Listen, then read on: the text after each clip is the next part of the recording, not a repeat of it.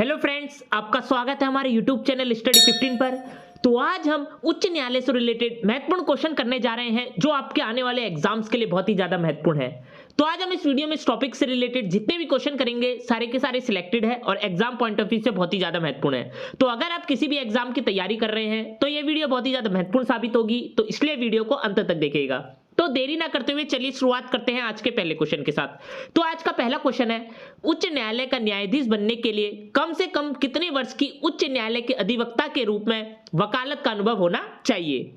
तो उच्च न्यायालय का न्यायाधीश बनने के लिए कम से कम 10 वर्ष की उच्च न्यायालय के अधिवक्ता के रूप में वकालत का अनुभव होना चाहिए। तो इसलिए जो इसका सही आंसर है वो है आंसर नंबर ए। आज का अगला प्रश्न, भारत के संविधान के किस अनुच्छेद में कहा गया है कि उच्च न्यायालय के न्यायाधीश को भारत के मुख्य न्यायाधीश और राज्य के राज्यपाल के परामर्श से राष्ट्रपति द्वारा नियुक्त किया जाएगा? तो भारत के संविधान के अनुच्छेद 217 में कहा गया है कि उच्च न्यायालय के न्यायाधीश को भारत के मुख्य न्यायाधीश और राज्य के राज्यपाल के परामर्श से राष्ट्रपति द्वारा नियुक्त किया जाएगा। तो इसलिए जो इसका सही आंसर है वो है आंसर नंबर बी।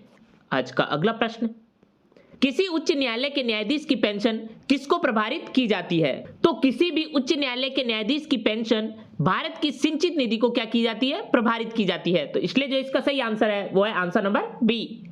आज का अगला प्रश्न, एक उच्च न्यायालय से दूसरे में किसी न्यायाधीश के स्थानांतरण के लिए कौन प्राधिकृत है? तो एक उच्च न्यायालय से दूसरे में किसी न्यायाधीश के स्थानांतरण के लिए राष्ट्रपति क्या है? प्राधिकृत है। तो इसलिए जो इसका सही आंसर है वो है आंसर नंबर ए। आज का अगला प्रश्न, भारतीय संविधान का अनुच्छेद 222 एक न्यायाधीश का एक उच्च न्यायालय से दूसरे में स्थानांतरण किससे संबंधित है? तो भारतीय संविधान का जो अनुच्छेद 222 है वह एक न्यायाधीश का एक उच्च न्यायालय से दूसरे में स्थानांतरण है वह राज्य सरकार से संबंधित है। तो इसलिए जो इसका सही आंसर है वो है आंसर नंबर सी। आज का अगला प्रश्न, उच्च न्यायालय के न्यायाधीश की सेवानिवृत्ति की आयु क्या है? तो उच्च न्यायालय के जो न्यायाधीश है उनकी जो सेवानिवृत्ति की आयु है वो है 62 वर्ष। तो इसलिए जो इसका सही आंसर है वो है आंसर नंबर बी। आज का अगला प्रश्न, भारतीय संविधान के किस संशोधन के तहत उच्च न्यायालय के न्यायाधीशों की सेवानिवृत्ति की आयु 60 से 62 वर्ष की गई थी? तो भारतीय संविधान का वह संशोधन था 15वां, जिसमें क्या किया गया था, उच्च न्यायालय के जो न्यायाधीश थे उनकी जो सेवानिवृत्ति की आयु थी वह 60 से 62 वर्ष की गई थी। तो इसलिए जो इसका सही आंसर है वो है आंसर नंबर सी। आज का अगला प्रश्न, उच्च न्यायालय के सेवानिवृत्त न्यायाधीश को किस में वकील के रूप में काम करने की अनुमति नहीं होती है? तो उच्च न्यायालय के जो सेवानिवृत्त न्यायाधीश होते हैं उनको उच्च न्यायालय में जिसमें वह सेवानिवृत्त हुए हैं उसी में वकील के रूप में काम करने की अनुमति नहीं होती है। तो इसलिए जो इसका सही आंसर है वो है आंसर नंबर डी। आज का अगला प्रश्न, उच्च न्यायालय के न्यायाधीशों को उनका कार्यकाल समाप्त होने से पहले ही अक्षमता एवं सिद्ध कदाचार के आधार पर उनके कार्यालय से किसके द्वारा हटाया जा सकता है? तो उच्च न्यायालय के न्यायाधीशों को उनका कार्यकाल समाप्त होने से पहले ही अक्षमता अथवा सिद्ध कदाचार के आधार पर उनके कार्यालय से संसद के दोनों सदनों की सिफारिश पर राष्ट्रपति द्वारा हटाया जा सकता है। तो इसलिए जो इसका सही आंसर है वो है आंसर नंबर सी। आज का अगला प्रश्न, उच्च न्यायालय के न्यायाधीश को कौन हटा सकता है? तो जो उच्च न्यायालय के न्यायाधीश होते हैं उनको विशेष बहुमत से पारित संसद के प्रस्ताव पर ही राष्ट्रपति द्वारा हटाया जा सकता है। तो इसलिए जो इसका सही आंसर है वो है आंसर नंबर ए। आज का अगला प्रश्न, भारत के संविधान के किस अनुच्छेद के अनुसार देश के सभी उच्च न्यायालयों के लिए अंग्रेजी आधिकारिक भाषा है? बहुत ही ज्यादा इंपॉर्टेंट क्वेश्चन है एग्जाम पॉइंट ऑफ व्यू से। तो भारत के संविधान का अनुच्छेद जो 348 ए है इसी के अनुसार देश के सभी उच्च न्यायालयों के लिए जो अंग्रेजी भाषा है वह आधिकारिक भाषा है। तो इसलिए जो इसका सही आंसर है वो है आंसर नंबर ए। आज का अगला प्रश्न, एक रिट किसके द्वारा जारी की जाती है? तो जो ये एक रिट है वह कोई भी उच्च न्यायालय द्वारा जारी की जाती है। तो इसलिए जो इसका सही आंसर है वो है आंसर नंबर ए। आज का अगला प्रश्न, निम्नलिखित में से क्या उच्च न्यायालय और उच्चतम न्यायालय दोनों की आधिकारिकता के अधीन आता है? तो इनमें से जो मूल अधिकारों का संरक्षण है यह उच्च न्यायालय और उच्चतम न्यायालय दोनों की अधिकारिता के अधीन आता है। तो इसलिए जो इसका सही आंसर है वो है आंसर नंबर डी। आज का अगला प्रश्न, भारतीय संविधान का कौन सा अनुच्छेद उच्च न्यायालय को नागरिकों के मौलिक अधिकारों के प्रवर्तन के लिए रिट जारी करने का अधिकार देता है? तो भारत के संविधान का जो अनुच्छेद 226 है यह क्या है? उच्च न्यायालय को नागरिकों के मौलिक अधिकारों के प्रवर्तन के लिए रिट जारी करने का अधिकार देता है। तो इसलिए जो इसका सही आंसर है वो है आंसर नंबर सी। आज का अगला प्रश्न, भारतीय संविधान के किस अनुच्छेद के अंतर्गत किसी नागरिक के मौलिक अधिकारों का उल्लंघन हो रहा है तो वह उच्च न्यायालय जा सकता है?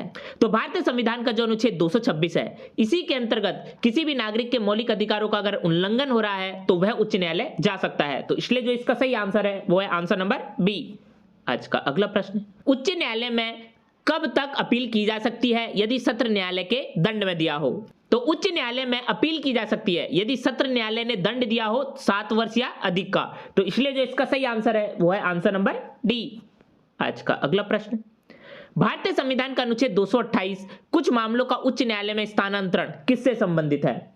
तो भारतीय संविधान का जो अनुच्छेद 228 है, जो कुछ मामलों और उच्च न्यायालय में स्थानांतरण है, वह राज्य सरकार से क्या है? संबंधित है। तो इसलिए जो इसका सही आंसर है वो है आंसर नंबर बी।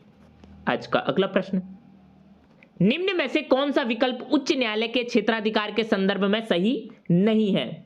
तो इनमें से जो उच्च न्यायालय के क्षेत्राधिकार के संदर्भ में जो कथन सही नहीं है वो है कि यह भारत के राष्ट्रपति को सलाहकारी राय प्रदान करता है। तो इसलिए जो इसका सही आंसर है वो है आंसर नंबर ए। इसके अलावा उच्च न्यायालय के क्षेत्राधिकार के संबंध में जो कथन सत्य है वो है कि इसको न्यायिक पुनरावलोकन की शक्ति प्राप्त होती है, यह अपने अधिकार क्षेत्र के अधीनस्थ न्यायालयों को नियंत्रित करता है और रिट क्या है? इनके अधिकार क्षेत्र में आता है। आज का अगला प्रश्न, भारत के एक उच्च न्यायालय ने यह निर्णय क्यों दिया था कि जो बंद है वह असंवैधानिक तथा दंडात्मक है? तो भारत के एक उच्च न्यायालय ने यह निर्णय इसलिए दिया था क्योंकि इसमें क्या हुआ था, लोगों के कुछ समूह के मौलिक अधिकारों का क्या हो रहा था? हनन हो रहा था। तो इसलिए जो इसका सही आंसर है वो है आंसर नंबर ए। आज का अगला प्रश्न, सबसे पहले किस उच्च न्यायालय ने यह घोषणा की थी कि जो बंद है वह असंवैधानिक है? तो जो इसमें से केरल का उच्च न्यायालय था, इसी ने यह घोषणा की थी कि जो ये बंद है वह असंवैधानिक है। तो इसलिए जो इसका सही आंसर है वो है आंसर नंबर सी। आज का अगला प्रश्न, भारत में वर्ष 2009 में निम्नलिखित में से किस उच्च न्यायालय ने समलैंगिक यौन संबंधों को कानूनी करार दिया था? तो भारत में वर्ष 2009 में जो ये दिल्ली उच्च न्यायालय था, इसी ने समलैंगिक यौन संबंधों को कानूनी करार दिया था। तो इसलिए जो इसका सही आंसर है वो है आंसर नंबर सी। आज का अगला प्रश्न, भारतीय संविधान का अनुच्छेद 231 एक साझा उच्च न्यायालय की 2 या 2 से अधिक राज्यों के लिए स्थापना किससे संबंधित है? तो भारतीय संविधान का जो अनुच्छेद 231 है वह क्या है? राज्य सरकार से संबंधित है। तो इसलिए जो इसका सही आंसर है वो है आंसर नंबर ए। आज का अगला प्रश्न, निम्नलिखित में से सबसे पुराना उच्च न्यायालय कौन सा है? तो इनमें से जो सबसे पुराना उच्च न्यायालय है वो है कलकत्ता उच्च न्यायालय। तो इसलिए जो इसका सही आंसर है वो है आंसर नंबर बी। आज का अगला प्रश्न, मध्य प्रदेश उच्च न्यायालय की पीठ कहां स्थित है? तो मध्य प्रदेश जो उच्च न्यायालय है उसकी जो पीठ है वह जबलपुर में क्या है? स्थित है। तो इसलिए जो इसका सही आंसर है वो है आंसर नंबर बी। आज का अगला प्रश्न, केरल उच्च न्यायालय की पीठ कहां स्थित है? तो जो ये केरल उच्च न्यायालय है इसकी जो पीठ है वह एर्नाकुलम में क्या है? स्थित है। तो इसलिए जो इसका सही आंसर है वो है आंसर नंबर ए। आज का अगला प्रश्न, लक्षद्वीप का उच्च न्यायालय भारत के किस राज्य में स्थित है? तो लक्षद्वीप का जो उच्च न्यायालय है वह केरल राज्य में क्या है? स्थित है। तो इसलिए जो इसका सही आंसर है वो है आंसर नंबर बी। आज का अगला प्रश्न, केरल और लक्षद्वीप का उच्च न्यायालय कहां स्थित है? तो जो ये केरल और लक्षद्वीप है उसका उच्च न्यायालय एर्नाकुलम में क्या है? स्थित है। तो इसलिए जो इसका सही आंसर है वो है आंसर नंबर ए। आज का अगला प्रश्न, अंडमान और निकोबार द्वीप समूह का उच्च न्यायालय भारत के किस राज्य में स्थित है? तो अंडमान और निकोबार द्वीप समूह का जो उच्च न्यायालय है वह भारत के पश्चिम बंगाल राज्य में स्थित है। तो इसलिए जो इसका सही आंसर है वो है आंसर नंबर बी। आज का अगला प्रश्न, अंडमान और निकोबार क्षेत्राधिकार किस उच्च न्यायालय के अंतर्गत आता है? तो जो अंडमान और निकोबार का जो क्षेत्राधिकार है वह कलकत्ता उच्च न्यायालय के अंतर्गत आता है। तो इसलिए जो इसका सही आंसर है वो है आंसर नंबर सी। आज का अगला प्रश्न, उच्च न्यायालय और उनकी सीटों के संदर्भ में निम्नलिखित में से कौन सा युग्म सही ढंग से सुमेलित है? तो उच्च न्यायालय और उनकी सीटों के संदर्भ में जो युग्म सही ढंग से सुमेलित है वो है उत्तराखंड का नैनीताल। तो इसलिए जो इसका सही आंसर है वो है आंसर नंबर ए, क्योंकि जो मध्य प्रदेश है, मध्य प्रदेश का जो न्यायालय है वो क्या है? जबलपुर में स्थित है। और जो ये गुजरात है इसका क्या है? अहमदाबाद में स्थित है। और ये जो उड़ीसा है उसका कटक में स्थित है। आज का अगला प्रश्न, भारत में उच्च न्यायालय की प्रथम महिला मुख्य न्यायाधीश कौन थी? तो भारत में जो उच्च न्यायालय है उसकी जो प्रथम महिला मुख्य न्यायाधीश थी वह थी लीला सेठ। तो इसलिए जो इसका सही आंसर है वो है आंसर नंबर सी। और जो उच्चतम न्यायालय था उसकी जो प्रथम महिला मुख्य न्यायाधीश थी वह थी फातिमा बीबी।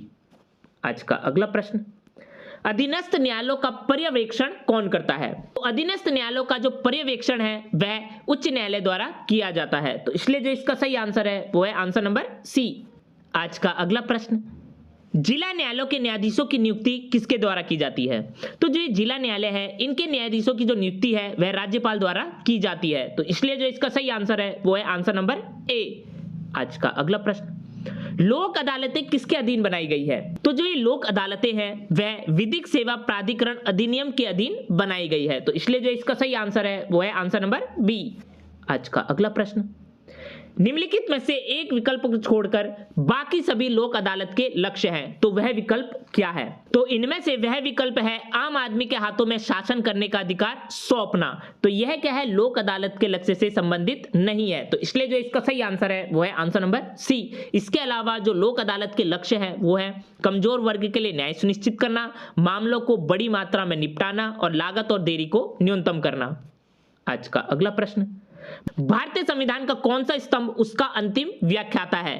तो भारतीय संविधान का जो न्यायपालिका का स्तंभ है वह उसका अंतिम क्या है? व्याख्याता है, तो इसलिए जो इसका सही आंसर है वो है आंसर नंबर सी। आज का अगला प्रश्न, न्यायपालिका द्वारा बनाए गए कानून को क्या कहते हैं? तो न्यायपालिका द्वारा बनाए गए कानून को कहा जाता है निर्णय विधि, तो इसलिए जो इसका सही आंसर है वो है आंसर नंबर बी। आज का अगला प्रश्न, भारतीय न्यायिक प्रणाली किस पर आधारित है? तो जो ये भारतीय न्यायिक प्रणाली है वह एकल एकीकृत प्रणाली पर आधारित है, तो इसलिए जो इसका सही आंसर है वो है आंसर नंबर डी। आज का अगला प्रश्न, उच्च न्यायालय में न्यायाधीशों की संख्या का निर्धारण कौन करता है? तो उच्च न्यायालय में जो न्यायाधीश है उनकी संख्या का निर्धारण इनमें से किसी के द्वारा नहीं किया जाता है, क्योंकि उच्च न्यायालय में न्यायाधीशों की संख्या का निर्धारण संसद द्वारा किया जाता है। आज का अगला प्रश्न, उच्च न्यायालय के मुख्य न्यायाधीश की नियुक्ति कौन करता है? तो उच्च न्यायालय के जो मुख्य न्यायाधीश है उसकी नियुक्ति राष्ट्रपति द्वारा की जाती है, तो इसलिए जो इसका सही आंसर है वो है आंसर नंबर ए। आज का अगला प्रश्न, किसी उच्च न्यायालय के मुख्य न्यायाधीश एवं अन्य जज किस उम्र में सेवानिवृत्त होते हैं? तो किसी भी उच्च न्यायालय के मुख्य न्यायाधीश एवं अन्य जज जो क्या है 65 वर्ष की उम्र में क्या होते हैं? सेवानिवृत्त होते हैं, तो इसलिए जो इसका सही आंसर है वो है आंसर नंबर सी। आज का अगला प्रश्न, परमादेश बंदी प्रत्यक्षीकरण याचिका जारी किसके द्वारा की जाती है? तो जो ये परमादेश और बंदी प्रत्यक्षीकरण याचिकाएं हैं वह उच्च न्यायालय द्वारा जारी की जाती है, तो इसलिए जो इसका सही आंसर है वो है आंसर नंबर सी। आज का अगला प्रश्न, भारतीय उच्च न्यायालय ने जनवरी 2017 में एक महत्वपूर्ण फैसला सुनाया जिसके अनुसार राजनीतिक दल और राजनीतिज्ञ निम्न में से क्या नहीं कर सकते हैं? तो भारतीय उच्च न्यायालय ने जनवरी 2017 में एक महत्वपूर्ण फैसला सुनाया था जिसके अनुसार जो राजनीतिक दल और राजनीतिज्ञ है वह जाति, समुदाय, धर्म या भाषा के आधार पर वोट मांग नहीं सकते हैं, तो इसलिए जो इसका सही आंसर है वो है आंसर नंबर बी। आज का अगला प्रश्न, नवंबर 2020 के अनुसार भारत में उच्च न्यायालयों की कुल संख्या कितनी है? तो नवंबर 2020 के अनुसार जो भारत में उच्च न्यायालय है उनकी संख्या है 25, तो इसलिए जो इसका सही आंसर है वो है आंसर नंबर सी। आज का अगला प्रश्न, दो या अधिक राज्यों या संघीय प्रदेश के लिए एक सामान्य उच्च न्यायालय की स्थापना किसके द्वारा की जाती है? तो दो या अधिक राज्यों या संघीय प्रदेश के एक सामान्य उच्च न्यायालय की स्थापना संसद द्वारा कानून बनाकर की जा सकती है, तो इसलिए जो इसका सही आंसर है वो है आंसर नंबर पी। आज का अगला प्रश्न, किस अधिनियम के अंतर्गत कोलकाता, चेन्नई व मुंबई के उच्च न्यायालय स्थापित किए गए थे? तो भारतीय उच्च न्यायालय अधिनियम 1861 के अंतर्गत ही कोलकाता, चेन्नई और मुंबई के जो उच्च न्यायालय थे वह स्थापित किए गए थे, तो इसलिए जो इसका सही आंसर है वो है आंसर नंबर सी। आज का अगला प्रश्न, इलाहाबाद उच्च न्यायालय की स्थापना कब हुई थी? तो जो इलाहाबाद उच्च न्यायालय था इसकी स्थापना 1867 ईस्वी में की गई थी, तो इसलिए जो इसका सही आंसर है वो है आंसर नंबर बी। आज का अगला प्रश्न, गोवा राज्य किस उच्च न्यायालय के न्यायिक अधिकार क्षेत्र में आता है? तो जो ये गोवा राज्य है वह मुंबई उच्च न्यायालय के न्यायिक अधिकार क्षेत्र में आता है, तो इसलिए जो इसका सही आंसर है वो है आंसर नंबर ए। आज का अगला प्रश्न, किस संघ राज्य क्षेत्र का अपना उच्च न्यायालय है? तो इनमें से वह संघ राज्य क्षेत्र है दिल्ली जिसका अपना क्या है? उच्च न्यायालय है, तो इसलिए जो इसका सही आंसर है वो है आंसर नंबर ए। आज का अगला प्रश्न, देश के निम्नलिखित में से किस उच्च न्यायालय का क्षेत्राधिकार सबसे बड़ा है? तो देश का जो गुवाहाटी उच्च न्यायालय है इसी उच्च न्यायालय का जो क्षेत्राधिकार है वह सबसे बड़ा है, तो इसलिए जो इसका सही आंसर है वो है आंसर नंबर ए। आज का अगला प्रश्न, उच्च न्यायपालिका की पहली मुस्लिम महिला कौन थी? तो उच्च न्यायालय की जो पहली मुस्लिम महिला थी वह थी न्यायमूर्ति एम फातिमा बीवी। तो इसलिए जो इसका सही आंसर है वो है आंसर नंबर ए। आज का अगला प्रश्न और अंतिम प्रश्न, भारत में न्यायपालिका निम्न की देखरेख में काम करती है। तो जो भारत में न्यायपालिका है वह स्वतंत्र की देखरेख में काम करती है। तो इसलिए जो इसका सही आंसर है वो है आंसर नंबर डी। तो ये थे उच्च न्यायालय से रिलेटेड सारे के सारे इंपॉर्टेंट क्वेश्चंस जो आपके आने वाले एग्जाम्स के लिए बहुत ही ज्यादा महत्वपूर्ण है। तो अगर ये वीडियो आपको अच्छी लगी तो जाकर हमारे चैनल को सब्सक्राइब करिए और लाइक के बटन को दबाना ना भूलिएगा।